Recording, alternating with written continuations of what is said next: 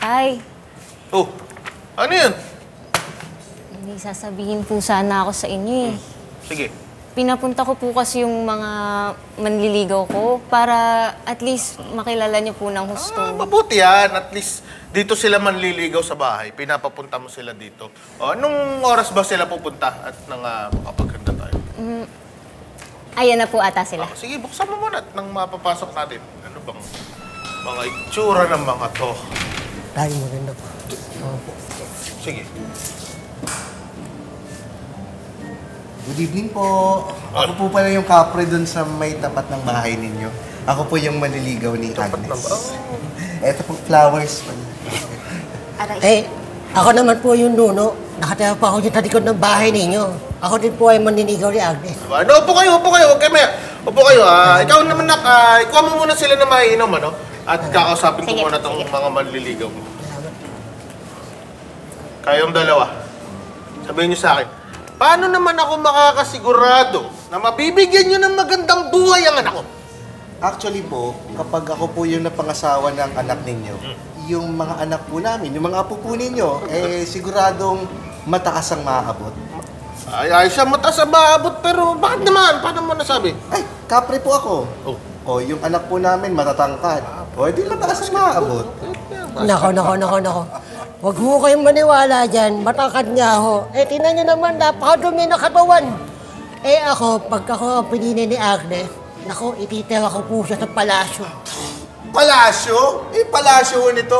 Iniihian lang. Eh, kesa naman tayo nakatira sa puno. Pag ito ho, napangasawa ng anak nyo, maaga siya magbabiyuda. Teka lang, patayan agad yan. Bakit naman mabubyuda? May sakit ka ba? May sakit ba siya?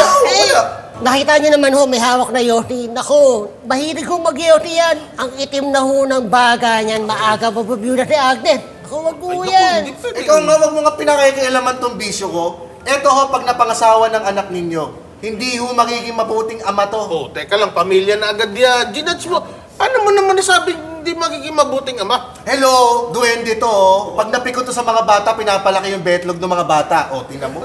Mabuting ama ba yan? Ikaw kanina pa, namibig ko na kayo, ha? Hoy, bakit? Nalilita ka ba sa akin? Ano? Sige, dito mag-away. Ano?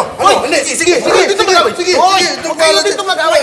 Huwag kayo dito mag-away. Asan na ba yung anak ko? Tagal naman tubig lang kinukuha nun eh. Teka, anong nangyayari? Ano ba yan? Anong nangyayari sa inyo? Agnes, bastitin mo na nga to, bastitin mo na to. Ba't ako? Ito yung basitin mo. Ay, sandali nga! Anak, para madali tayo, ganito. Pumili ka na sa dalawang ito para hindi na sila magulo dito. Tay, wala naman po sa kanilang dalawa yung napupusuan ko eh. Ha? Abay, ligawin ng batang ito. May iba ka pang manliligaw. Opo. Bakit hindi pa sumabay? Nasaan na yun? Parating na po siya. Teka lang. Oh, ayun. Ayan na. Teka, pasok. Hindi na yun. May Oh, ano yan? Ito po siya. Good evening po. Sorry po na late po ako. Sino to? Bakit siya? Agnes, ba't gusto mo ba yan? Magkaroon ng asawa na may ulo na kabayo. Nga.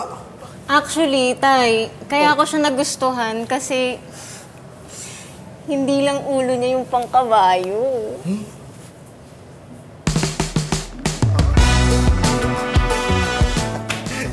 Sabi ko sa inyo eh. Talo kayo.